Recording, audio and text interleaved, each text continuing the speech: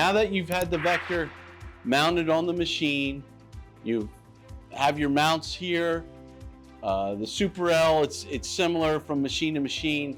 There are different size collars for different size columns, but other than that, it should be the same. You can put a optional extension arm on the machine. It's not needed for every application. So I take my calibration shim, I make sure that it can see it. I'm the correct distance away. I check with the GUI and all that looks to be good. I can now measure my specimen. I can mark my 2 circles on the flat specimen, and I'm ready to start testing.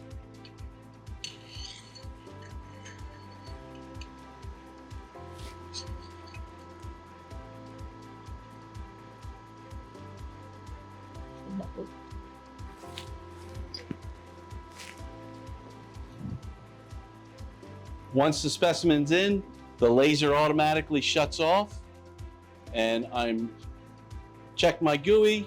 I'm seeing live strain on my horizon, and I hit test now.